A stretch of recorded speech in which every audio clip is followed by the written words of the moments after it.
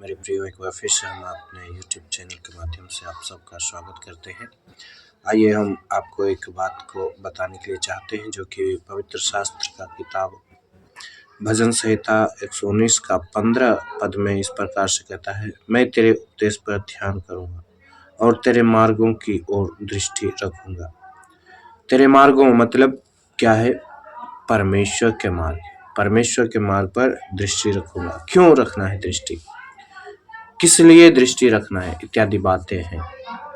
तो इसलिए दृष्टि रखना है क्योंकि परमेश्वर के मार्ग में जीवन मिलता है, जीवन जीने का उद्देश्य मिलता है।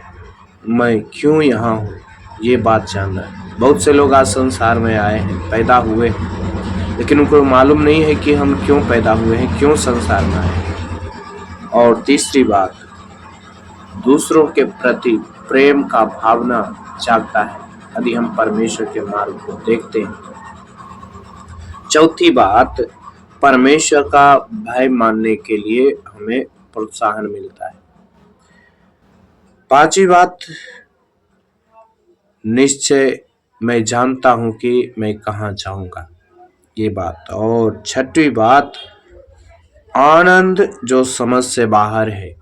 जब हम परमेश्वर के मार्ग को देखते हैं, परमेश्वर के मार्ग को निहारते हैं, दृष्टि रखते हैं, उसकी ओर हम ताकते हैं, तब हमें क्या मिलता है? आनंद जो हमारे समझ से बाहर है मेरे प्रियो। और सातवीं बात, प्रेम मिलता है।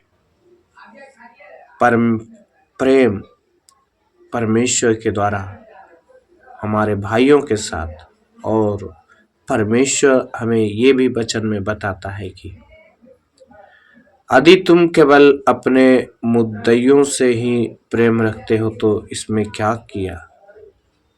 हमें प्रभु का वचन बताता है दुश्मनों से भी प्रेम रखना। इसलिए जब हम परमेश्वर के मार्ग की ओर दृष्टि रखते हैं तो हमें शत्रुओं से भी प्रेम करने के लिए प्रभु बोलता है। मेरे प्रियो, यदि आप भी चाहते हैं कि आप प्रभु यीशु के मार्गों पर दृष्टि रखें, अपना मन को लगाएं, तो सचमुच आपका भी जीवन बदल जाएगा। यदि आप ऐसा चाहते हैं तो आइए हम प्रार्थना करेंगे।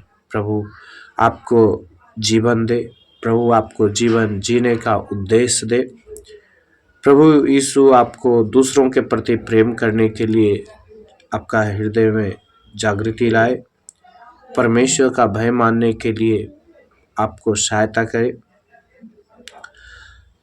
आप अपना निश्चय को जाने कि आप कहाँ से आए हैं और कहाँ को जाना है। और आनंद आपको जीवन में आए जो आपके समझ से बाहर की बातें हैं। आनंद आप कहीं खरीद नहीं सकते हैं, किसी दुकान में खुशी मिलता नहीं है। खुशी और आनंद तो परमेश्वर की ओर से मिलता है मेरे प्रिय। इसलिए आइए प्रार्थना करेंगे। शायद आपका खुशी यदि जीवन में नहीं है तो प्रभु जरूर प्रदान करेंगे। महान जीवित अनुग्रहकारी सामर्थ्य पिता परमेश्वर, हम प्रार्थना करते हैं जो बातें प्रभु आपने हमें परमेश्वर पिता वचन के माध्यम से सिखाया, प्रभु जी बोलने के लिए मदद किया, इसके लिए हम प्रार्थना करते हैं। जो भी इस परमेश्वर पिता छोटा संदेश को सुनेंगे प्रभु जी, उनके जीवन में अद्भुत काम होने पाए। प्रभु जी आपका शांति, आपका चंगाई, आपका परमेश्वर पिता महिमा प्रकट होने पाए। धन्यवाद पिता, आपने प्रार्थना सुना है। जीवित यीशु के नाम से मांगते हैं, आमीन।